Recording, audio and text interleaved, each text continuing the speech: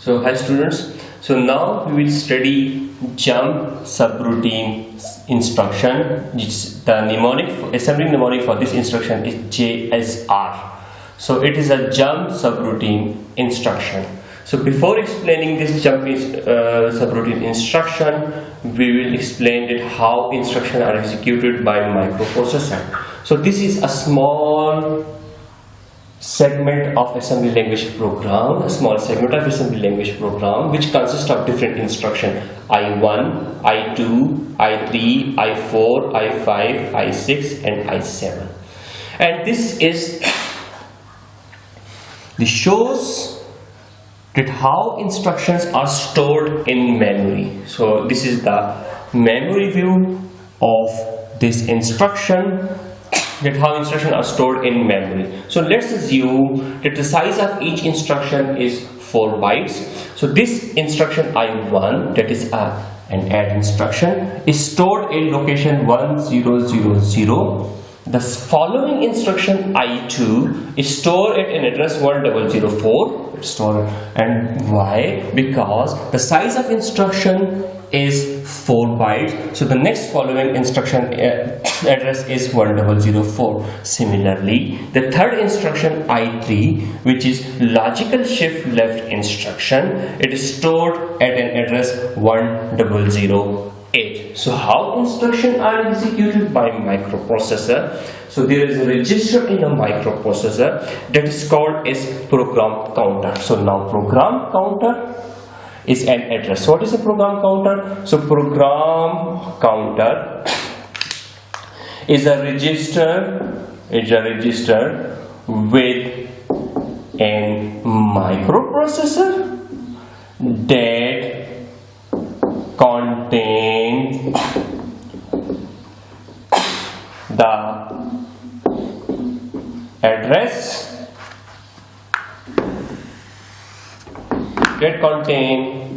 the address of the instruction that has to be executed. So let us assume that if this program counter is an address and it contains an address of the instruction, it contains an address of an instruction in memory. Let's assume that the value of this program counter is 1000. So this program counter contains an address, and what is that address? That address is 1000, and it is pointing to an address in memory, to an address in memory that holds an instruction I1. So what will happen now? So program counter points to this instruction. This instruction is fetched by the microprocessor. So this is fetched by the microprocessor. So this will be fetched by the microprocessor and loaded into another address of a microprocessor that is called as instruction register. So this I1, that is an add instruction. So what is this instruction? So this is an add instruction. Add R3, R2 and R1. This will be loaded into the instruction register of the microprocessor. What is in an instruction register? So instruction register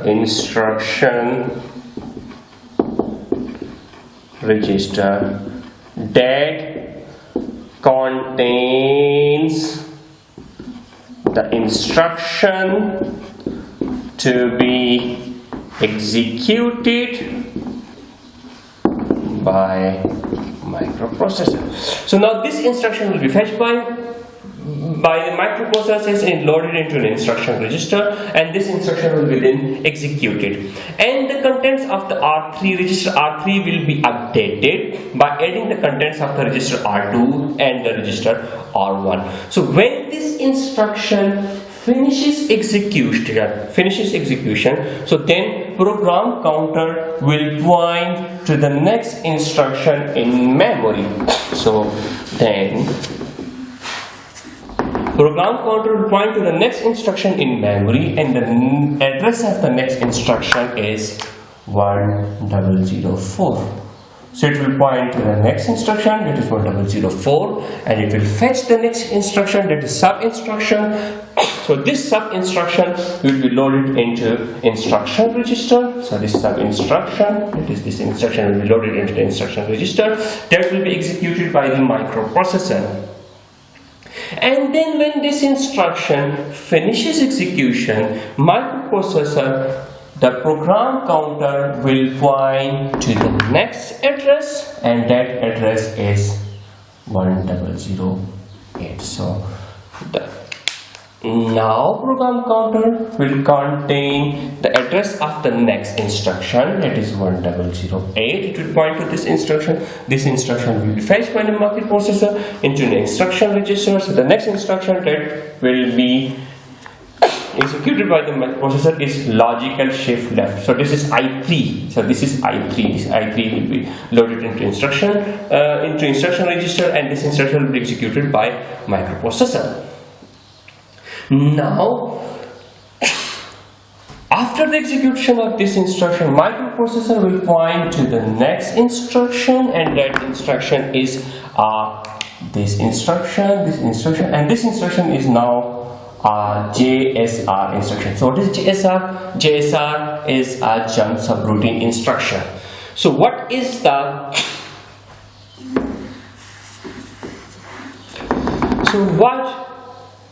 the format of a JSR instruction? So JSR instruction contains JSR. JSR is an instruction, and then label. So what is a label? Label is an address. So it means that at this address 100C contain instruction I4. This is an instruction I4, and this instruction is JSR subroutine 1. So in this subroutine, so in this case, the control will be transferred to subroutine 1. So the control will be transferred. So this is jump subroutine. The control will be transferred to this subroutine 1. And instead of updating the program counter, so after the execution of this instruction, the control will not be transferred to this I5 instruction. Instead, the control will be transferred to subroutine 1. And what is subroutine 1? This subroutine 1 is a label, and we know that label is an address. So the control will be transferred to this subroutine 1, and when the control is transferred to this subroutine 1, and this subroutine 1 has an address at 3000, and at this address the instruction I90 is stored. So this is this 300 is an address. This is an address of instruction I90, and this is represented by a label that is subroutine 1. So when the control is transferred here, so first the value of program counter will be 1000, then 1004, then 1008, and then 100C. So now what will be the value of program counter in this particular scenario when a jump is made? So the value of the program counter will now be $3000.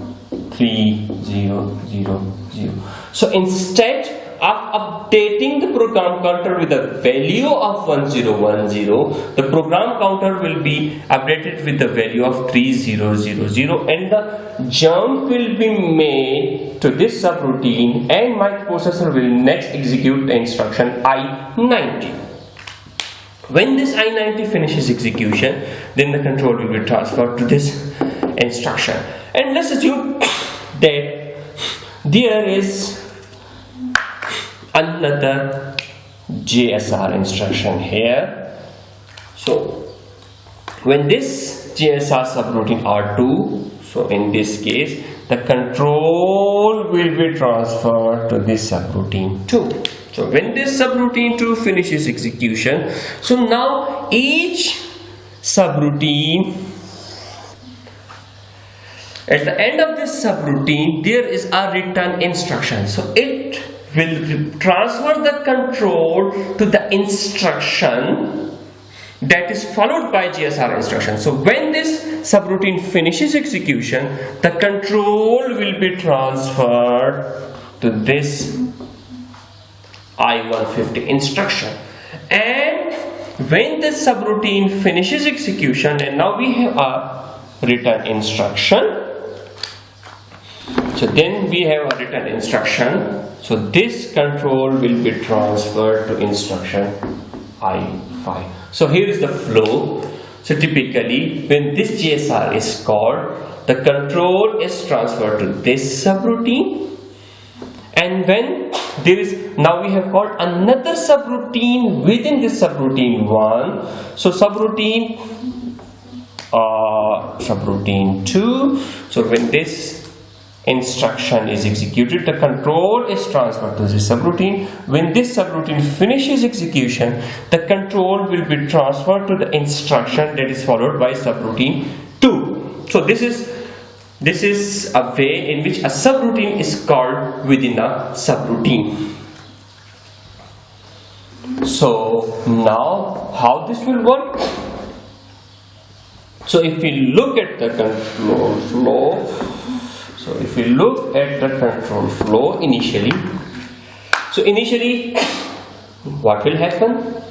The instruction I1 will execute, then I2, then I3, then GSR, that is I4. I4 is a GSR instruction. After that, the control is transferred to subroutine 1.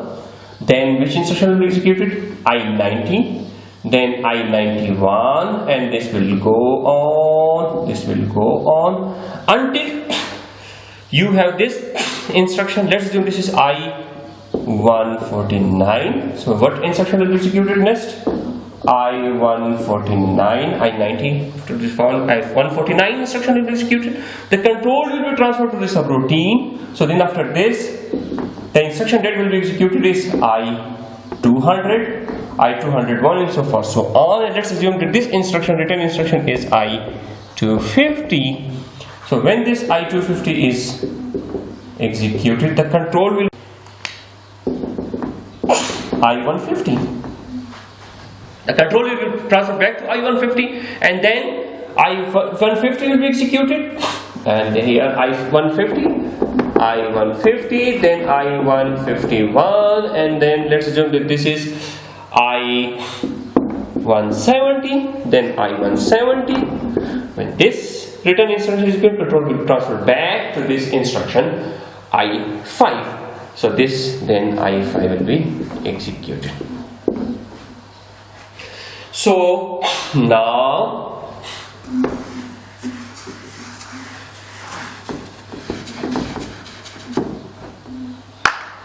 this is subroutine 1, so it's 90. So how the microprocessor keep track of which instruction to execute next? All of these are handled. Using stack. So how it will happen? So now let's assume that we have this. I have to write. So now if I put it on here, so this was an instruction I4. And then this instruction has a GSR subroutine 1. So this is instruction I4. After that, I5 will be executed. I5, then I6. This is instruction I4. So the address of this GSR subroutine instruction is $100C.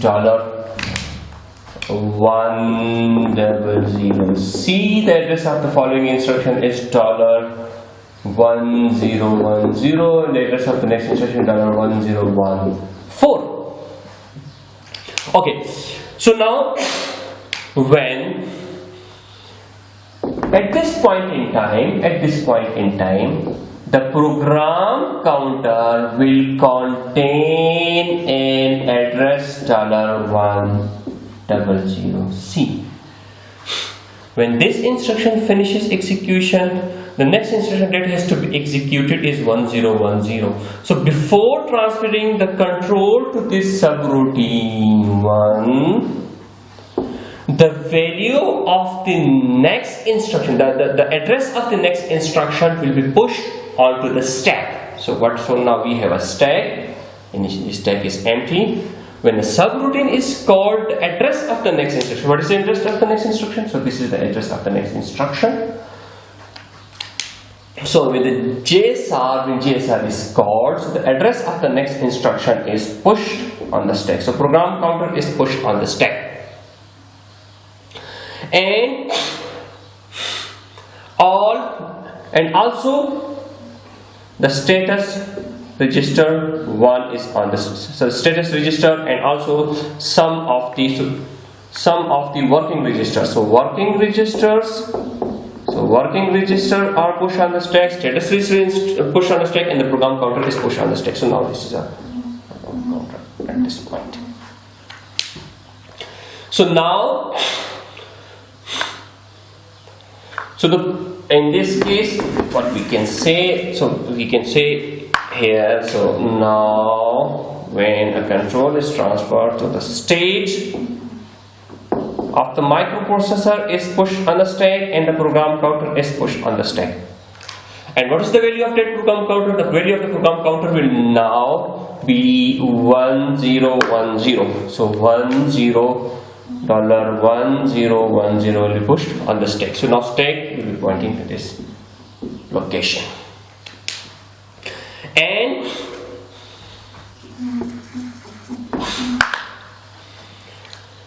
so the new value of the program counter, will be the address of $3000. So the new value of the program counter will be $3000. So it means that now program counter points to this instruction. Control is transferred to instruction I90, then I91 and 92 when this instruction is encountered. So now before this instruction, there will be some instruction here, is 149, I148. So when this instruction is executed, 30C0, so the program counter will now contain an address $30, I90, then I91 will execute I91, so the address will be 3004, and so on. So when this instruction is executed, so at this point microprocessor will contain the address $30C0. So it means that now program counter is pointing to this instruction. Now we again encountered a JSR subroutine. Truth control will be transferred here.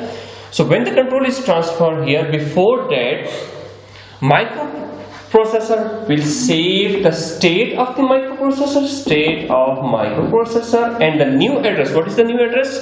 That is address of the instruction I150, that is 30.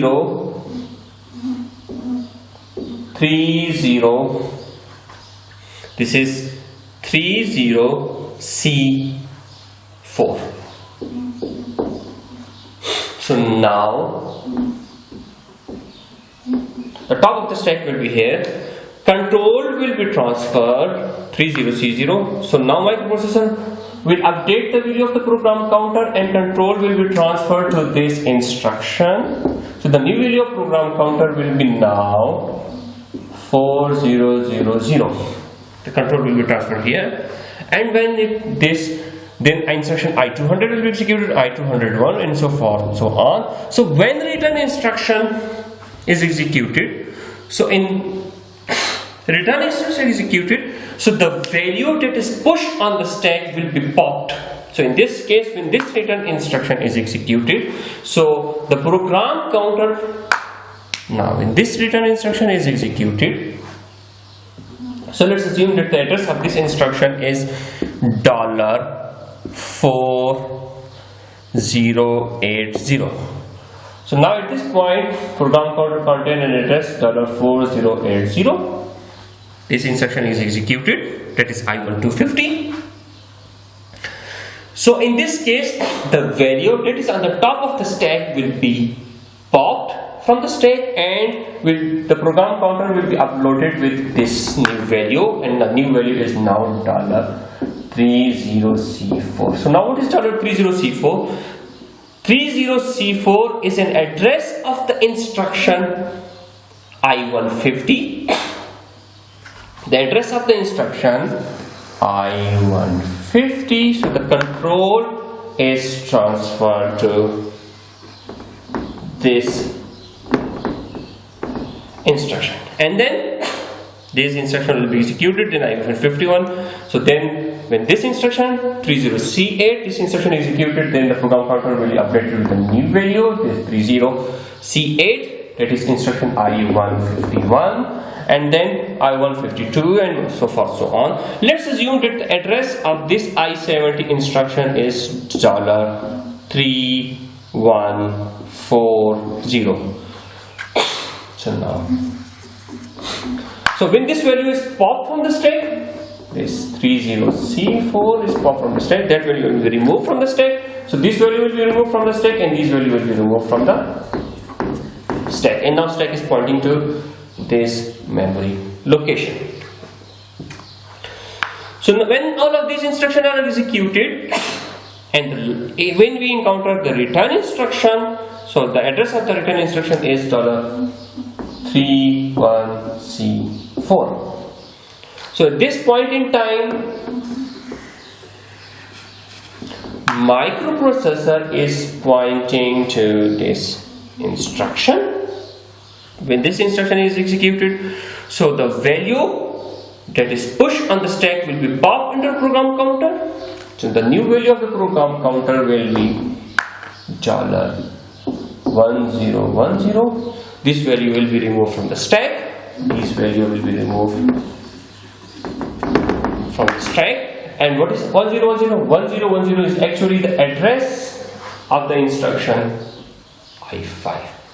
So now this is the way that how a control is transferred to different instructions in case of a GSR subroutine.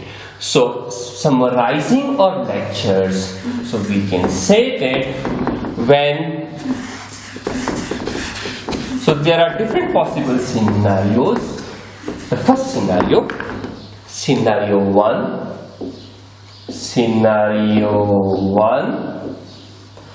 when microprocessor executes sequential instruction. So when microprocessor execute a sequential instruction, let's assume that this is a sequential instruction, and program counter contains this value 1000. So in this case, the program counter will be updated. Program counter will be updated by adding the value of the program counter plus size of instruction. So in this case, the size of instruction is 4 bytes. So now the new value of the program counter, this is the program counter new value, and this is the old value. So the new value of the program counter new value, and the old value is $1000 plus 4, and the new value will be 1004. So when the new value of the program counter is 1004, so it means that microprocessor points to the next instruction. Now there is a second scenario. So the second scenario is the JSR scenario. So in the JSR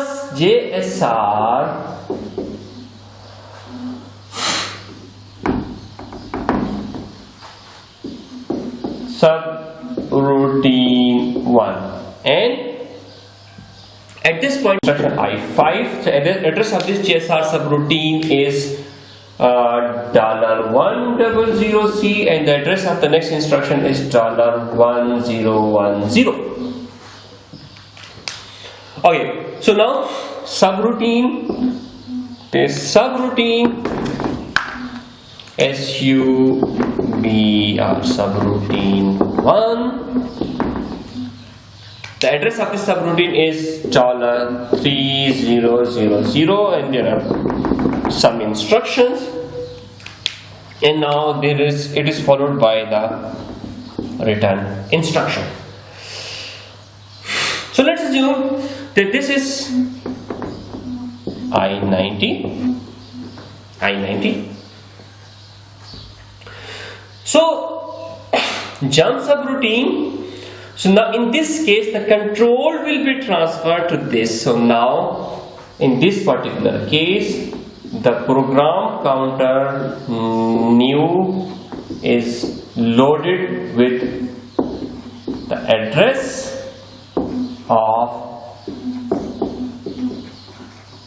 subroutine. Instead of updating the program counter with the address of the next instruction, the program counter new will be uploaded with the address of the subroutine. And what is the address of the subroutine in this particular case? So the address of the subroutine is $3000. So the value of the program counter in this particular example will be $3000.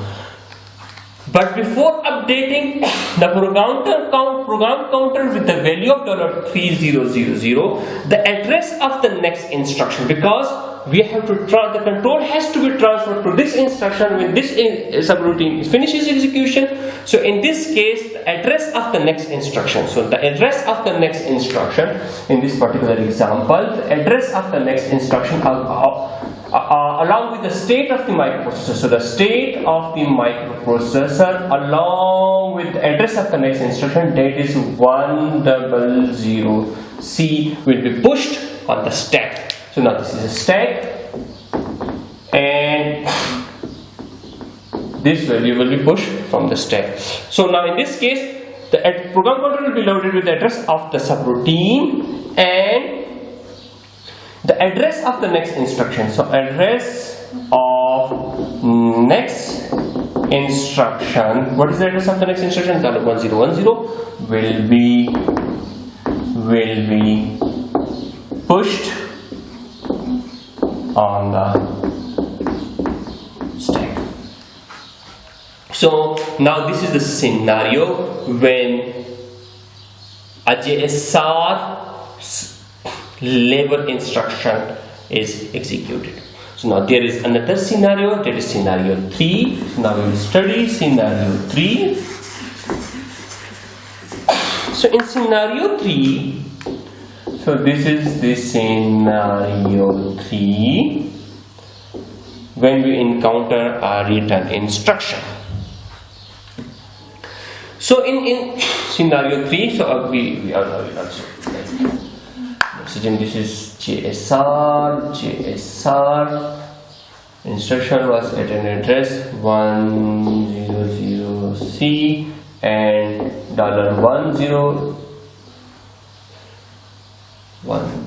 address of the next instruction 1010 push on the stack. Sorry, 1010. So the address of the next instruction 1010, I address I5.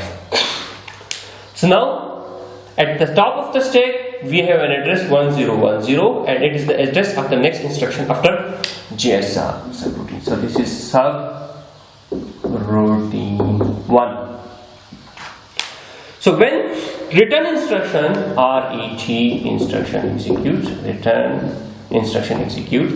So in this particular case, the value on the top of the stack,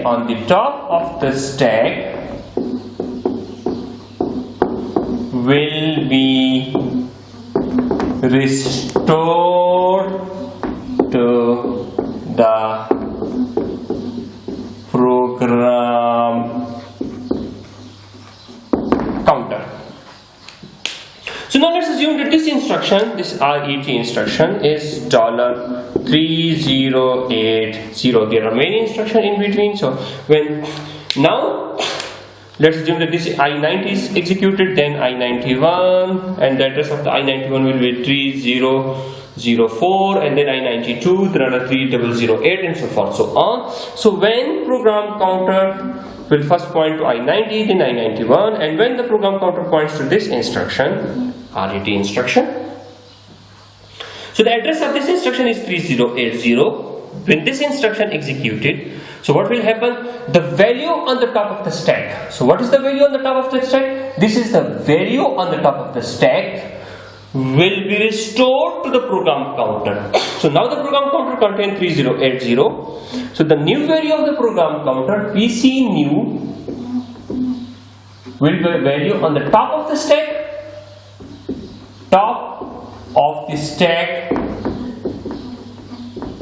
value, and what will be the PC new? PC new will be $1010. And what is $1010? $1010 is actually the address of the instruction I5.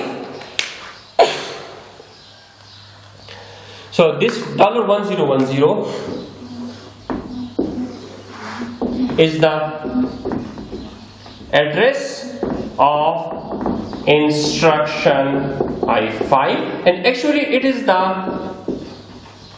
address of the next instruction followed by JSR. Okay, so now we will study how we can initialize an array in memory.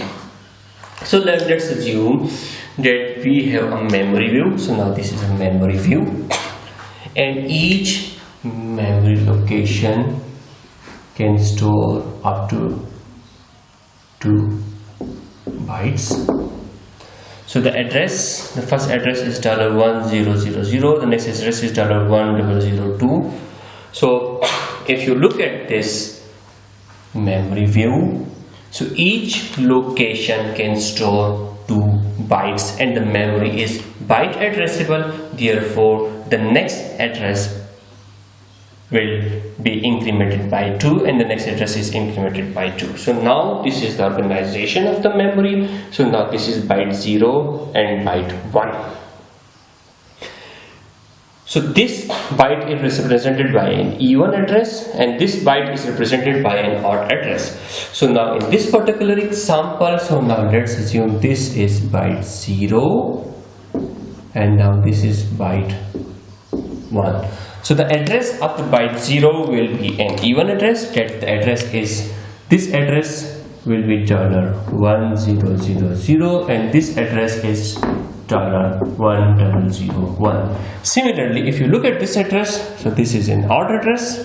So if you partition this into 2 bytes, so this address will be $1011, and this address is $1012. So each memory location can store 2 bytes.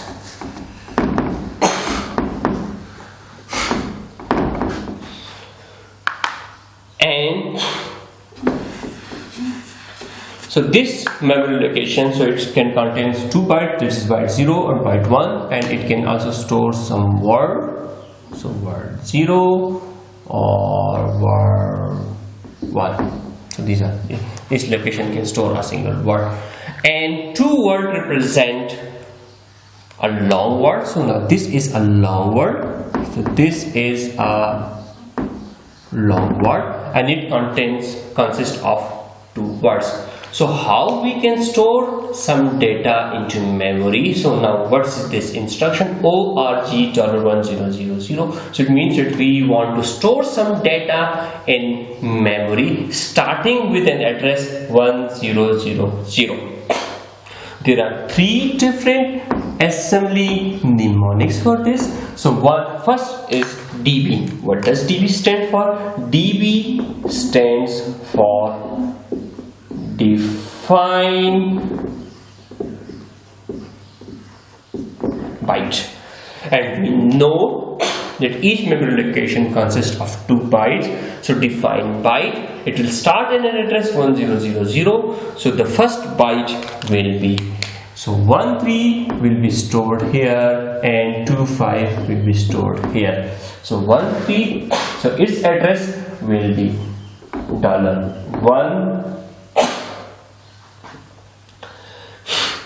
and then this is an even address,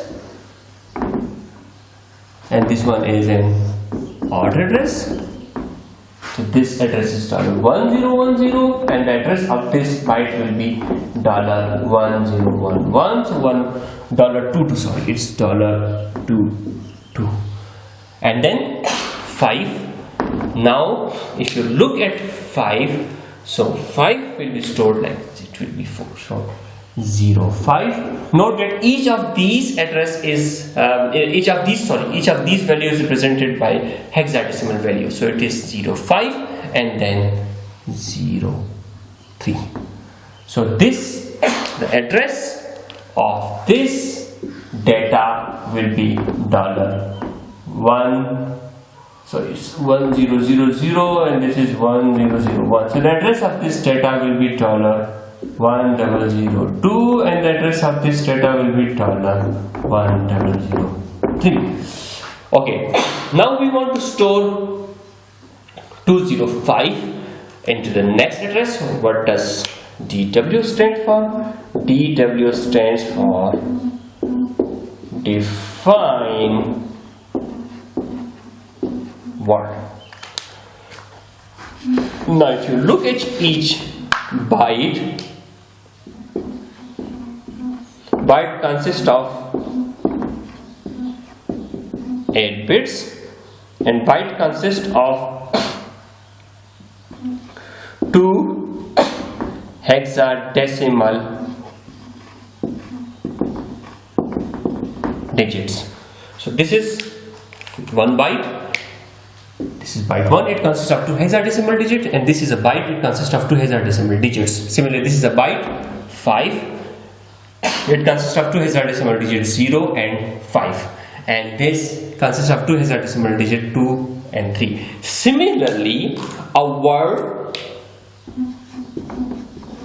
consists of 2 bytes or 16 bits, and it is represented, a word is represented by 4 hexadecimal digits. So now if you look at the EW stand, so now we 205. So this, the value that will be stored at the next address will be 205, and then it is represented by, word is represented by 4 hexadecimal digit 1, 2, 3 and 4, and the next value that is stored is at $100. It's 5, 6, 1, 3 and 5.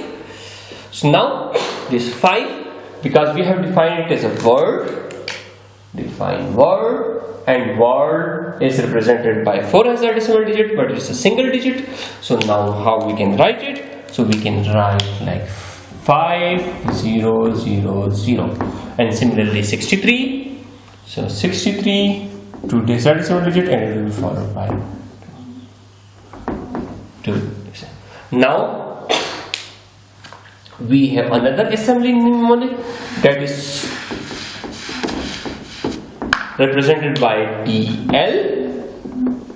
DL stand for define long word. A long word consists of 4 bytes and it consists of 32 bits, or it consists of 8 hexadecimal digits. And how we can store a long word? So long word can be stored into 2 words, that is, long word can be stored into word 0 and word 1, or we can also write it like this. It can be stored as the most significant word most significant word and least significant word. So now if you look at this data 00362, so for long word as mentioned previously consists of 8 hexadecimal digits. So now this is 1 digit, 2 digits and 3 digits. So a long word will be something like this. $362 is equivalent to $0000362 because a long word is represented by 8 hexadecimal digits. So this represents the least significant word and this represents a most significant word. So how it is stored in memory? So this is stored in memory. Is this the most significant word is stored first 0000 and the least significant word is stored second 0362. Similarly, if you look at this, the next data element $36524 consists of 5 hexadecimal digits. So this is equivalent to, so we can say 42563. So it is represented by 8 hexadecimal digits. So this is represented as the least significant word and this represents the most significant word. So how this is stored in memory? So this is stored in memory like this 0003 and 6524. So what is the reason of using dB, dW and dL? So they are used to define the values of an array. If you remember, if you have studied in C++, if we have defined an array int byte 7 and we are storing this value like byte 7 3522 11 36 21 10 1 2 3 4 5 6 0 0 and 1 6 1 5. How we will store? So the assembly numeric for this will be dB because we are defining a byte. dB. So dB, so what we can say 3522 11 36 21 10 0 0 and 1 0 and 5. So this is the C++ equivalent and this is, and okay, and this value, if you look at this value, so this value is represented by, is a decimal value. So it's a decimal value. If you want to represent this data by hexadecimal, so the hexadecimal equivalent of this 15 is $F. The hexadecimal equivalent of this A, because and similarly, if we want to define, no, we will not use it will use byte.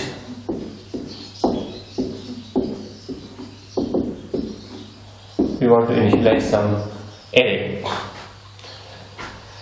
Sorry, in the last, there is a small mistake in the last thing. So it was like this int, byte. Byte is a data type and array of 7. In the last slide, you should use like this byte. So it's byte.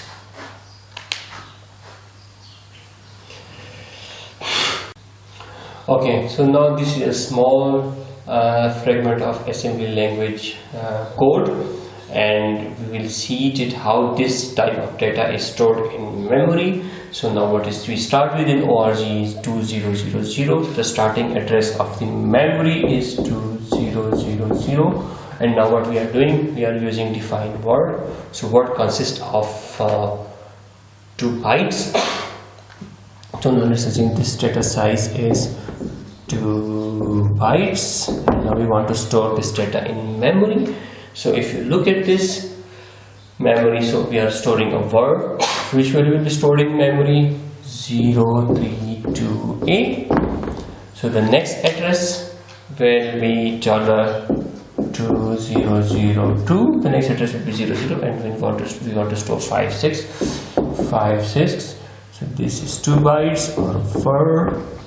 This is a single word, 56B2. So this is a single word. And now define bytes. So now we have defined byte db.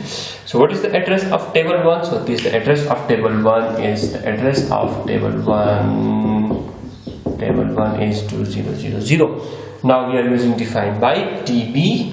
db consists of half word. So then we are storing 55 here, 55 here. It consists of 2 hexadecimal digits and 3, 2. So the next address is $2004. And what is the address of table 2? So the address of table 2 is 2004. So the next, it is followed by DL. So DL is a long word. It consists of 8 hexadecimal digits. So now how it will store? So it will store 00056314. This is the most significant word, and this is the least significant word. So the next address will be 2006, and the next address will be 2008. So what is the address of this table 3? So the address of table 3. So the address of table 3 is 2006. Okay, so the next value that will store is 36124562.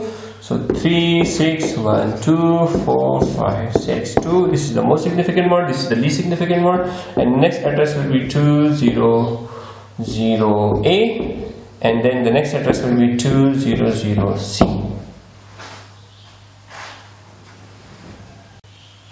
So now we will study it. What is the role of a compiler?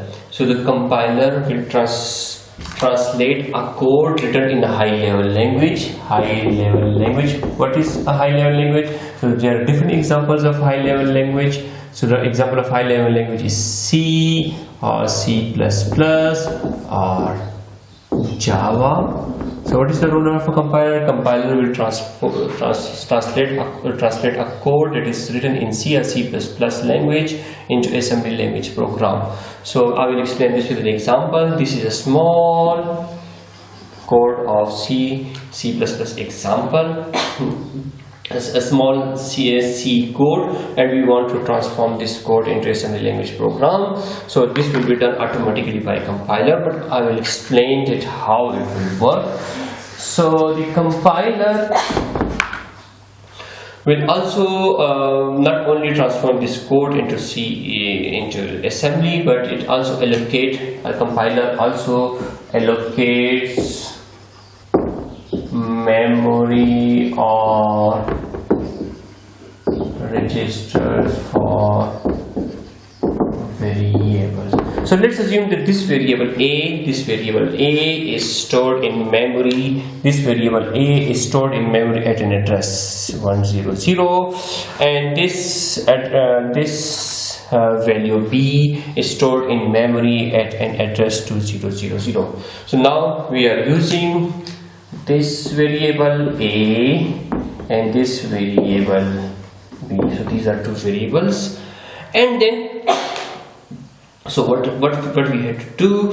So now we can do some computation. So now what we have to do, because first we want to check the value of A with every A is 0. So what we have to do, first we have to move this value R1 in any register. So we are moving this value into register R1 1000. So what now? Let's assume that the value of this A is some value, maybe 5, maybe 9, or whatever value. This value will be moved into register R1. So this value will be moved into R1 register.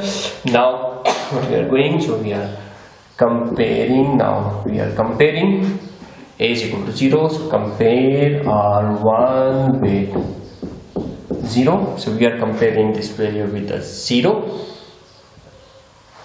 and then if this is equal, it is equal to, so now B is equal to 2 plus A.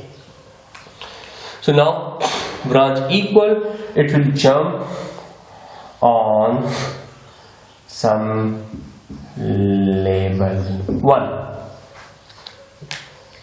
So now how we can do, we can define this jump on this label 1. So label 1 will jump on label 1. So what we have to do now, we if this condition is true, we have to add 2 with the value of A. So now what we can do, we can see add.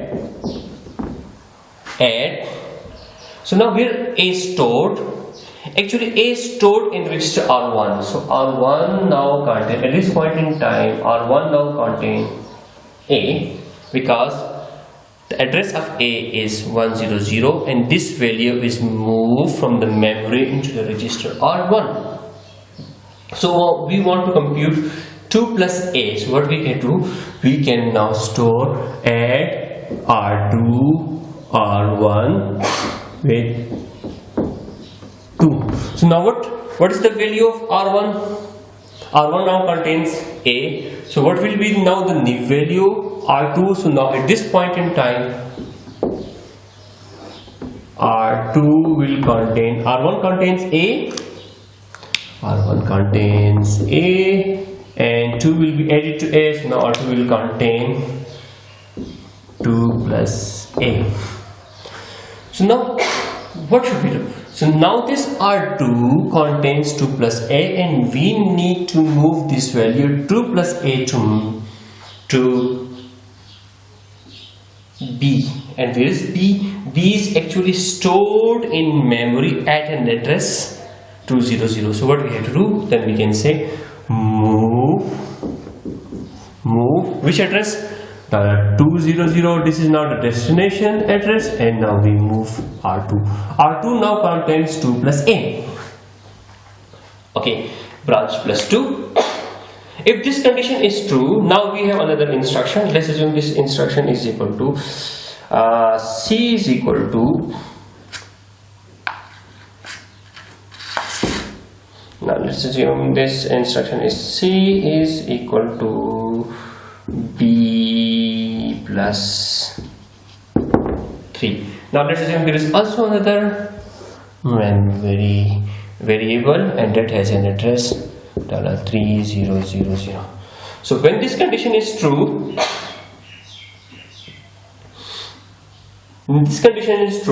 then the control should be transferred to this instruction. So now we can say, so now this instruction should be executed at label 1, and now this is label 4. So now we can say jump label 4. So label 4 is defined somewhere else. So now let's assume that we have this so we can say that the address of A is 1000. The address of B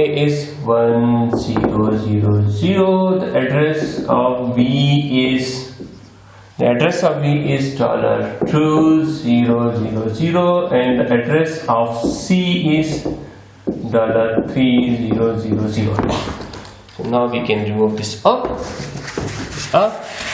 Now we have to define label 4 here, label 4 here. So In label 4, C is equal to B plus 3. B plus 3. What is the value of B now? B is stored in address 2000. So we can write here move.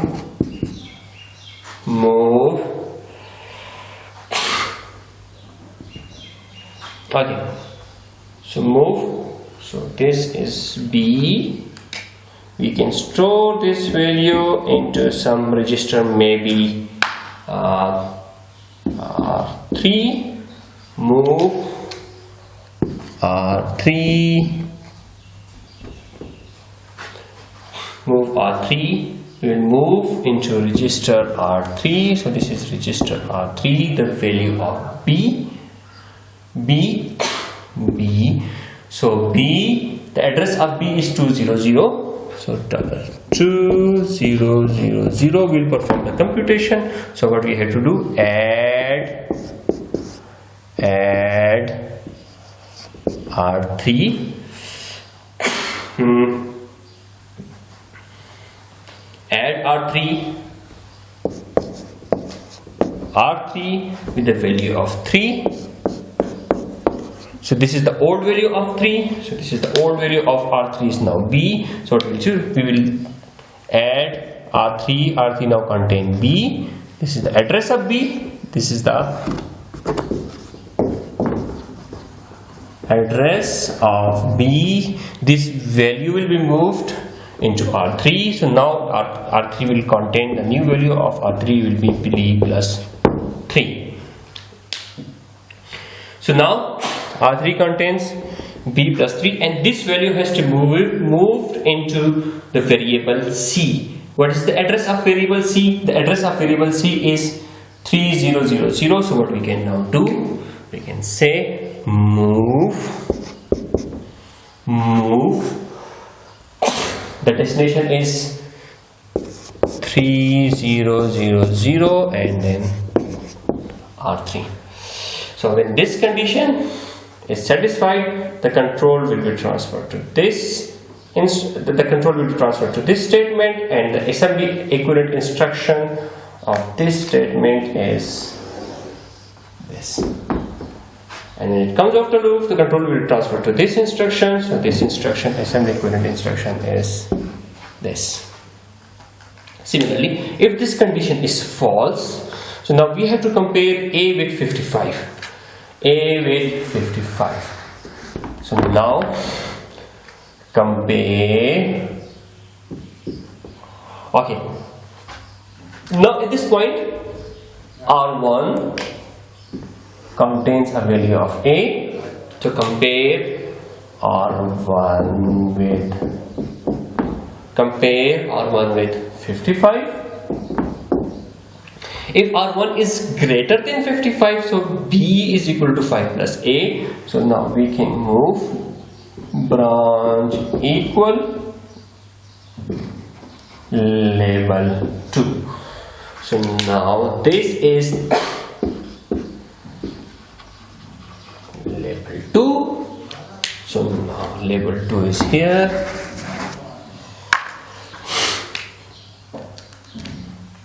Move label 2. The control is transferred to here. 5 plus A.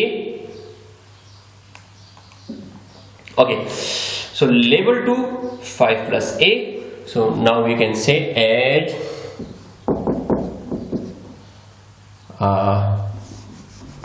label 2. So then add R2. R1 hash 5. At this point in time, R1 contains the value of A. So this is A plus 5. So then what we can do, we can move this, move $2000. So now R2 contains, what is the R2 contains? R2 now contains A plus 5. A plus 5. A plus 5 will be moved into the location B value is stored in memory at an address 200, so T0, and then R2, and then we have to jump 4. And when this condition is false, automatically the control will be transferred to this instruction. So in this instruction, so v is equal to 4 multiplied by a. So now what we have to do, we can say multiply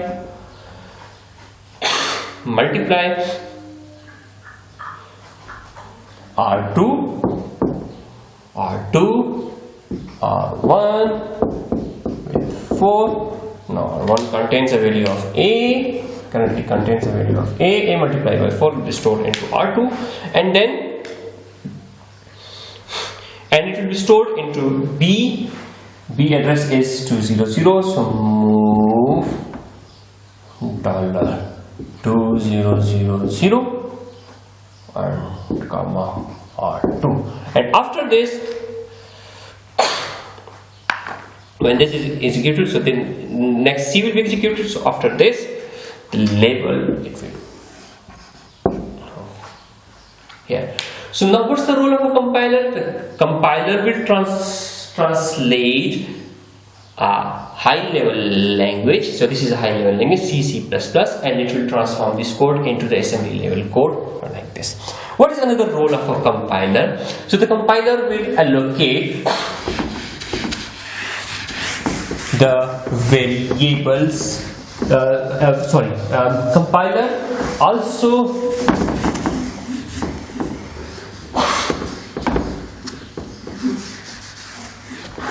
so another role of compiler. So compiler translate a high level language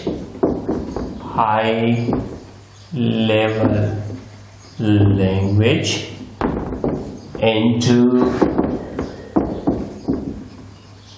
assembly code, and it also allocates memory or registers for variables. And we know that these registers, since registers are faster compared to memory. However, the number of registers are limited. So the compiler should use these registers intelligently. So what should be the policy for register allocation? So what should be the policy for register allocation? So policy for register allocation. So the registers should be allocated for variables that are frequently accessed. I will explain this with an example. So now let's assume that there are two variables, integer a and b, and if this variable is used 50 times and this variable is used 20 times, so what should be the intelligent policy? So the intelligent policy will be to prioritize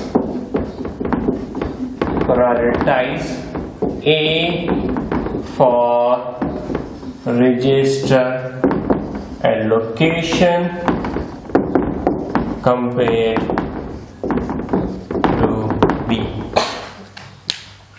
So now also we know that the number of registers are limited. So let's assume that there are let's assume that there are 32 registers starting from R0 till R31, and let's assume that we have 200 variables. So 200 variables. So we have to decide which variables to be assigned to register. So we can classify these variables at how many. We should classify it how many. What is the access frequency of each variables?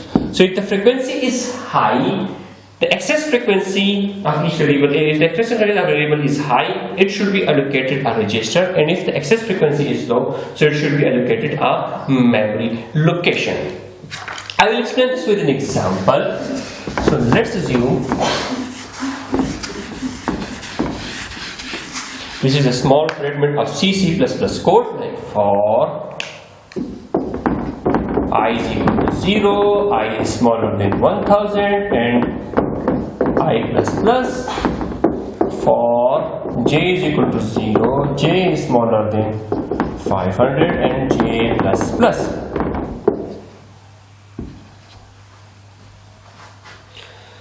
So array I is equal to array j plus 5. If you look at this code, it means that I has been used how many times? So I has been used 1000 times, and j is used 500 times. So which should be preferred for register allocation? So I should be preferred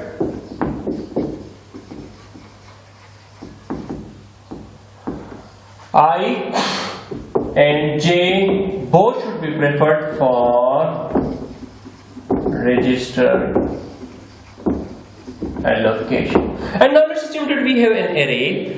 This is an array, and it consists of 2000 elements. So this is an array 0, index is array 0, array 1, and how many elements are there in the array? So let's assume there are 1999, 2000 elements in the array. So this is element 0, this is element 1, and element 1999. And since the registers are limited, there are 32 registers, we cannot store all of these values in register. So where should this array be stored? So this array should be stored in memory. And which assembly instruction should we use? So the assembly instruction for the storage of array may be define word. So by using define word, if we used last time for by defining word, we can store the elements of an array. So this is define word, element 0, element 1, element 2, and up to element 1999. And this is the way that how we redefine the value, how we store the values into memory. So let's assume that if we set a DW56 95 $95 $56 thing 31 and so forth so on. So it means that now we are storing 56 into the first location, 95 into the second location, and so forth so on. So we can also define some structure. In this case, we are initializing the values of the array, but even by reserving the space for the array, we can also say that we can say reserve space for 200 elements. So now this is an array. So if you are defining an array like this, integer array 200. So So it means we are defining 200 elements in the array. So the assembly instruction of equivalent instruction of this will be reserve space for word for 200 elements of the array, and at an address org dollar 1000. So org is the address of the first element of the array, 1000. So this is the address of the first element of the array, and it will reserve the space for 200 elements of the array. So we know that the number of registers are limited and registers are faster. So now there are two choices to allocate the space for these variables. Either the register should be allocated or the memory should be allocated. So for array, because array size are typically larger, they should be allocated the memory location, and the variables that are used frequently by microprocessor, just like the loop variables, they should be allocated the register. They should be allocated the register values.